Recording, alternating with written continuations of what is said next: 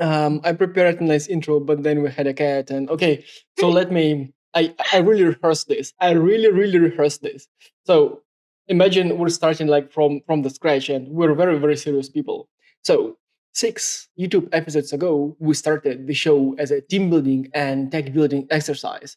But then we enjoyed it too much. We're trying our new tech, new formats. We even tried to be clever once. It didn't work. Yeah. I'm so great. All right. Did you know that every time when you're gonna do this after Yes. cringy joke, it Yes. will not become funnier? I have much more cringy jokes today. Beware. So, we tried to be clever once. It didn't work. Check episode 6 to verify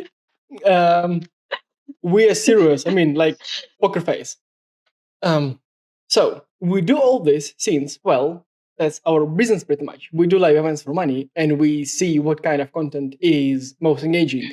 As folks figure out that we're doing live events, they're like, nice, can I speak? Or nice, we have a speaker in our team. And the problem is, if everyone is a speaker, who is the listener?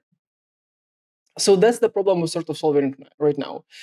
And right, Karina, I mean, do you still use Lunch Club, the thing where you go and speak to random people?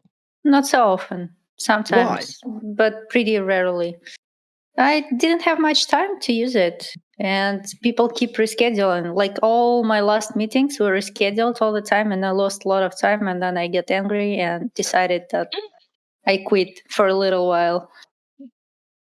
And Lera, you've been trying to answer the question of meetings and speakers and live events for the whole week. And that's what you're going to talk about today. So do you have a teaser for us?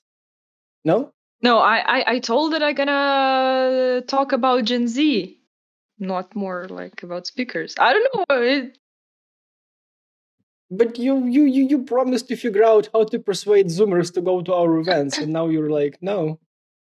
Oh, I mean, like, yeah, but it's kind of like that. I will talk more about Zoomers and how all the Zoomers, hopes. all the hopes on you, all the hopes.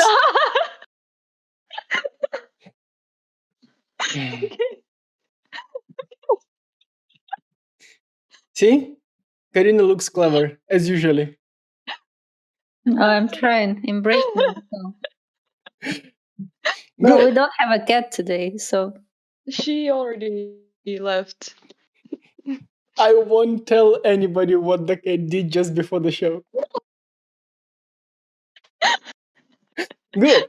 So, I brought a cringy self-promo today again. And last time I told you how decent of a human being I was mentoring women willing to switch to tech. And this time I will tell you how amazing I am as a writer. Now, that was a cringy intro. I challenge you to the cringy intro as well. Can you something amazing happened, and then Olle decided not to share that with us. Okay, Lera, show us your cat. What? I mean, what happened? You disappeared right after the word amazing, and we were like, what happened? Like, I did a cringy joke. And then like you stuck. I just did a cringy joke. I mean, what with else the other camera? Yes. Okay. I'm so YouTuber now. Okay. Yay. So, can you do a cringy intro, or shall we start the show? Let's start. It's enough of cringy jokes in our intro. Okay. But before we start the show, let's think. Friendly reminder: people like and subscribe, so we have enough dopamine for the next week. And also, we're thinking about using music in the show. So if you have a SoundCloud, put it there. In the comments. Right. Lera, I mean, just start. Just start already. I mean, you cannot wait. Because you're talking about Zoomers, and before people stop like watching this. Let's share some Let's talk engaging about Gen Z. Yeah. So yeah, I was. The thing is that I was about to talk, and the secret that I found out. So basically, just for our viewers, that Alec told me to create an event in Facebook that even I would go there, and I'm like, I would not. I literally would not. So yeah, I started to. I googled some articles about it, and I found around like 5 or something about this topic: how to sell stuff to Zoomers. And okay, I will start from this thing. Should I show it or not? Yes, but like, I mean, couldn't you just talk to yourself and like, how can I sell stuff to myself? And that is it. I don't know. I don't know. Do you know how, like, someone would how to sell stuff for yourself? I mean, do you know that? Yes. Okay, how? I'm just wondering how. Okay, no, I mean, continue. So if like that's the whole point. I don't sell stuff for myself. I mean, when someone is pointing out to me like this is how it works, I'm like, oh yes, actually it works like that. But I didn't know that by myself because I'm not a salesperson. I don't know if there's like much point of showing article because like I took everything out of like 5 It's or 4. in the comments. I can it's in the comments. Yeah, it would be in the comments. So yeah, basically, you tend to say that Gen Z has span of attention for 15 seconds or something like that, and actually, it's not truth. It's millennials. They have span of attention from 12 to 15. Gen Z has around 8 seconds. So okay. Myth busted. Yeah. He was scamming us all the time. So, but there is like but the thing is, this span of attention is like those 8 seconds. It's how much the Gen Z needs to understand if this information gonna be interesting for him or her. It's not about how much. Is no. What do you mean no? I mean, usually, if it's interesting, no. No, actually, that's not true. Like, there are stuff that like we're interested in, like random stuff, you know. So basically, the thing is, how you were selling for like millennials or boomers, you're making those creepy ads with actors and like everything aesthetically pleasant, like, do you remember those like ugly TV shows from TV when like, I don't know, some creepy woman standing in the bathroom with her child and they're like creepy smiling and she's holding his dirty shirt and she's like, do you know what helps me to cope with his dirty clothes? Antidepressant pills, something like that, like this kind of what? I mean, can you just go back to your Jesus ads instead of like the washing powder and antidepressant ads? At least Jesus ads could have been useful to you, and antidepressant, I'm not sure it's gonna help. I don't know. That was kind of advertisement I remember from TV. I'm not sure if I'm like 100% correct. It looks somehow like this for me. So yeah, if you want to actually advertise something for like Gen Z, you're supposed to take like those role models whom they can relate really much, especially those like influencers who have like around 1,000 followers on Instagram. It's like kind of very good because I would buy something from me that like my friend recommended that rather than like some huge influencer. If like for example, huh? We all are like that. The recommendation works the best. I mean, yeah, but you're used to those creepy ads for like true, yeah, t-shirts and antidepressant pills. So yeah, yes. What about the polishness? As in, would you care for a nice polished ad? I mean, no. like for anything. That's the thing. That's what I was telling. That like those Polish ads, they're like for boomers and millennials.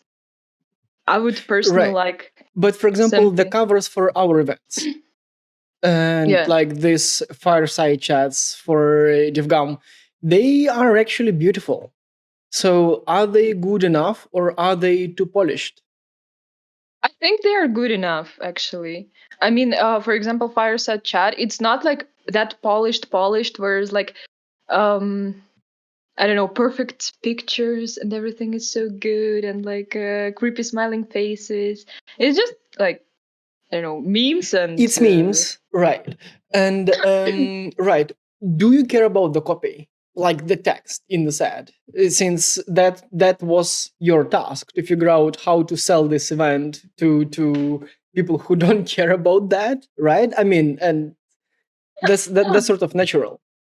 And you were trying to optimize the title, the text, everything. So, do you have any ideas? So yeah, also like I will continue my speech and then you can You ask haven't questions finished about. yet. Okay. Yes, I haven't.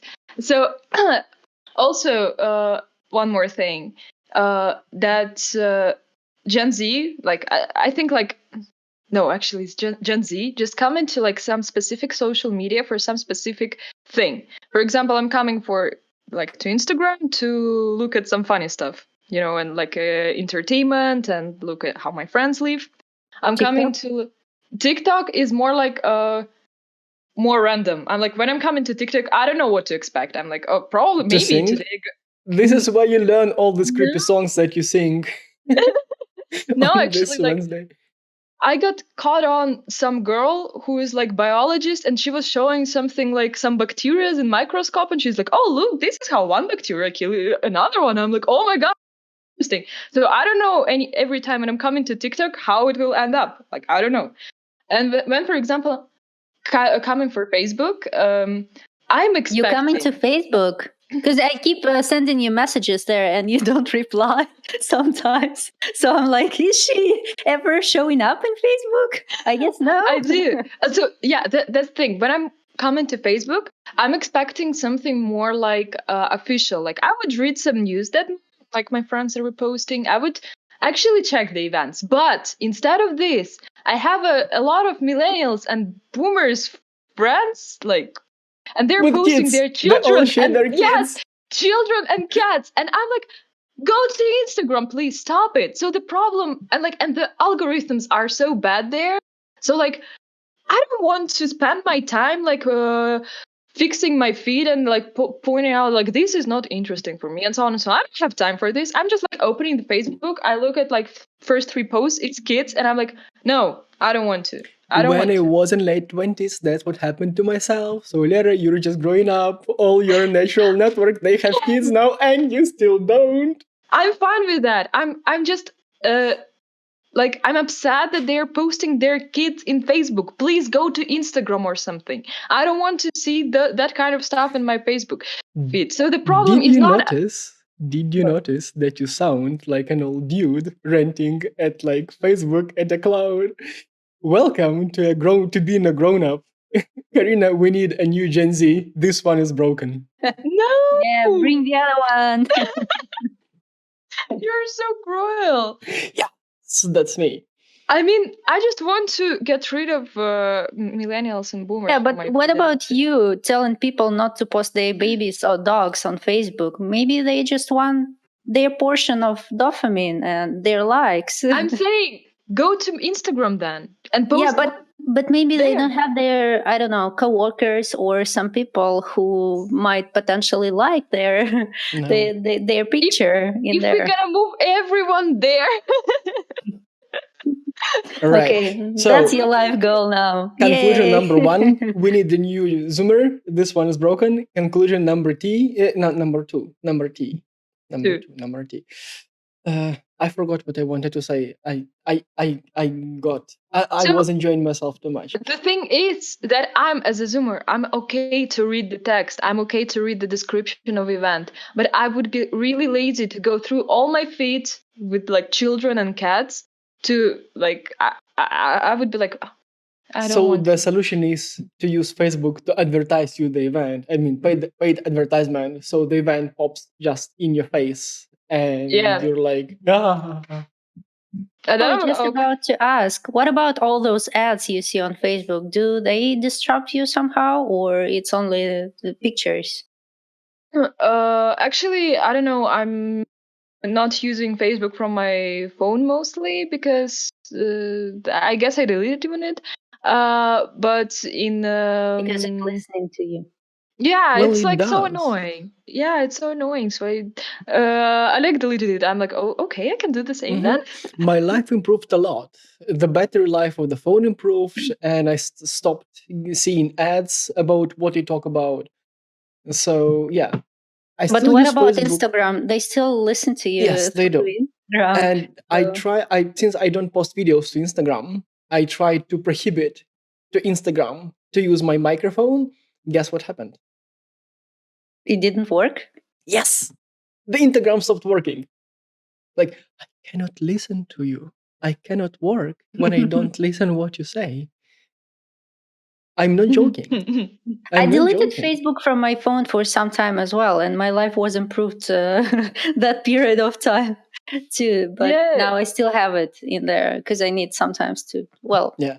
And I Messenger. don't need to give an excuse for that. I Messenger, guess. there is a Messenger Lite that is designed for low-powered phones. It is ugly and doesn't support most features that proper Messenger uses, but also it like it doesn't listen to what you say. I don't know, like, do you even care that Zuckerberg listens to you discussing, I don't know, washing powder? No, it's actually the most annoying for me because I already was talking about this on Friday call. That I'm getting creepy ads all the time, like about Jesus, psychotherapists, and so on and so on. Yeah, we were Attention discussing depressant that pills. on Friday and Yeah. shared some of the examples, and some of the examples are not shareable here. But Yeah. you can talk So about the come Friday call, by the way. That's a good case, since I started it for all the other reasons, and then you, Lera, you were like, you just took over it, and now it started as a call for all dudes to talk about developer marketing, and now it's pivoted dramatically. So how do you see this Friday call? It's happening in our Discord, and the link obviously should be down below. Like, subscribe, dopamine. I need dopamine. Lera, what's your vision for this call? And we're super over time, but well, live. Okay. So what do you mean? How I see this Friday call? I mean, it's when I came there, it already was like pretty chill Friday call. We just removed you from there. Yes, by the way, and that was a good solution. So all the old youths looking to us, sometimes removing people like us is a solution to a problem. Or to a different camera. I forgot to switch a different camera. So yeah, but like as far as I remember, when I came there for the first time, it already was like kind of pretty chill call. It wasn't just about like marketing or whatever. It was more like, oh, how are you? How are you doing? And so on and so on. Right. So I have a few more things to show and to say. Let me actually show you a story. Let me share a story about Karina and myself and a bit of Lera. So Karina and I, we like bouncing ideas to each other. So I know a solution to a problem, and I bring up the problem to Karina and listen to how she would solve the problem. And then it's amazing, like, oh, nice, we independently came to the same solution to the same problem. And then usually it means that we have a tunnel vision, and then we bring this up to Lera, and Lera shows that, like, people, you're stupid, that's not how it works. And a good example of that is You're not telling the full story. Well, usually we are sharing these problems, right, and the solutions we came to, and we're so happy that we came to the same conclusion, and we're like, yeah, we're on the same page, yeah. And then some of us start having some doubts, and then we go to Lera, and Lera is like, no. Yeah. So okay, okay, we won't replace you with another Zoomer. You still sort of function. Thank you. But here's an example. So, for example, Karina drafted, and we decided we need to have a newsletter, and then Karina made a newsletter, and then I made it better. And that's how the newsletter looks like. That I made it better. Better. Exactly. And then Lera looked into this and she was like, what have you done to the perfect newsletter of Karina? This is so broken now. Lera told that I broke our company newsletter because it was like an email to a friend, and I made it a marketing bullshit instead, like this. And I went, okay, let me see how I can write a letter to a friend. Talking about polished ads and polished newsletters, huh? Yeah. And Substack actually is quite nice. So I started using Substack, and I was super honest, and I was super humble, and I really thought about what I cared, and the feedback was very nice. As in, people could relate to it, people subscribed to it, and again, that's not a company newsletter, so that's a personal one, and yeah, so it sort of worked. Being because honest, being nice. Yeah, because it's kind of like truly what you feel and what you think about it. It's not like this fake picture of that everything is good, everything is fine. This is kind of annoying already. And this one is more like from your soul. The awful truth about our newsletter. Yeah, but like the world we live in now, I mean, it requires some empathy and some, public admittance of whatever we all feel but fail to pronounce loudly because it's unpopular opinion. Can I use another minute of this time to to tell another story? So usually Karina and I, we don't take Lera to sales meeting, and for some reason once we did. So what happened next? It was a sort of salesy or pre-salesy meeting with Avi from Weavr, and we'll put Weavr link down so Avi is not upset about listening to the story. So what happened? Basically, Avi is talking about how amazing Weavr is, and actually it is amazing, and we're listening like, yeah, like let's figure out what we can do. And the dialogue that I want to bring up right now is, yeah, let's focus on Lera, like to see how useful she is in sales calls. So we figure out like, okay, whoever from this very specific angle, it may look like Pinterest for text or for web content. And I was like, so Lera, you as a Pinterest user, how can we sell you this web story saying like this is Pinterest for web? And she was like, you cannot. And like she's so happy and shining, and I was like, what? Like, I'm so sad. I'm so sorry. yes, but you are like so happy about yourself. You cannot. I decided to be honest. Yeah. That's. Karina, do you have any stories for today? I don't know if you deserve to see my stories. Okay, that's a start. Oh, wow. That's a start. I have a bunch of news that I brought, but I'm not really sure if we have time to share all that. And if you actually want to end with all those stories, well, there is one that I really want to show you because you know how I love and admire all this LinkedIn, LinkedIn, Slack, and the other media and communication tools launching stories. You see an awesome and magnificent Paint app where I pasted your screenshot. Okay. See, that's amazing. I'm great. Yes, I know. Thank you. Yeah. No, I like the joke. And now there is a company called, I forgot how they called. They called something media.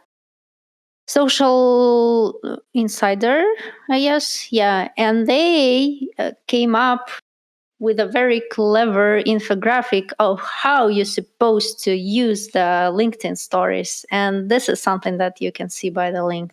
Ta-da! So I guess there are a lot of cases where you can use the stories function in LinkedIn. And maybe they will come up with the same thing for Slack one day. Let's see. Okay. Do we still No, I have- like the joke about begging for a job. This is the most relevant case. It was why I all would over. use It was all over the Facebook and all over the LinkedIn. And since you, Lera, don't really go into that or the other one, you don't No. really, Yeah, I didn't haven't really just seen see that. it. watches kids. They're somebody's I'm kids. I'm not watching like I don't want to. But you have to. That's how Facebook works. That's why I hate it. That's why I'm not coming there. Karina, what social networks do you use? Like, you're not really active on Twitter, but like Facebook or LinkedIn. I guess you're a LinkedIn user. Right? LinkedIn. LinkedIn. LinkedIn No, I'm using personally not when using like you force me to do that, but otherwise no, thank you. No, not me. No, I'm not using LinkedIn. I'm using Facebook pretty much. And well, I guess all the Russian IT community uses Facebook differently than the rest of the world, I guess. And for Russian-speaking IT community, Facebook is a kind of LinkedIn, and that's why we use it for professional purposes whatsoever. And post kids and dogs, I guess, also for professional purposes. And I don't really know. Dogs. Professional dogs and professional kids. Yay. Okay. And I don't know how Facebook would look like for a typical European person or American person, but for me, it looks like a bunch of people from the industry posting some stuff about what's going on in their companies, what's going on in their lives. Maybe it's the Actually, same. I don't this know. kind of Facebook I would like to, but I'm saying like instead of this, I'm getting like kids. Just start adding people there, and it will turn into this kind of Facebook for you. It's kind of hard to guess if this person gonna post his kids or not. So It's gonna post his kids. So you see, Look what I have. Tool that manages our projects. yay, that's And amazing. Why is it fun? because it looks nice, and probably because I'm speaking in this voice about it. I really like I that don't you know. can customize your cards for yourself. It's like so way more better than Trello or something. It looks way prettier for me. Actually, it's like a little bit off top, but I saw how you like tweeted in Twitter, obviously, about it, and how they replied to you. I was like, oh, I really like that kind of engagement with the users. I was like, oh, that's so cute. What was the problem that we were solving? Why am I showing this tool? Because nobody used Trello. Trello was Yes. all. Trello gets dirty and ugly very quickly. Yeah.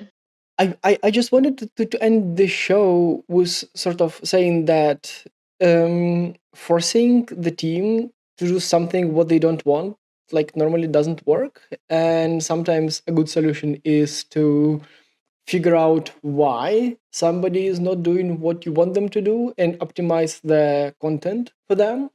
So we've discussed today how we're trying to optimize our live events so that people like Lera actually notice them and want to go there. Here is the tool that, like, we ditched the tool that we had lots of content with, right? So Trello was full of our task, and we took the time to port that to a tool that team actually wants to use. I guess we're out of time. Yes. We should stop now. We should stop. Okay, it's time to go. Okay, bye everyone. Why you're sitting here?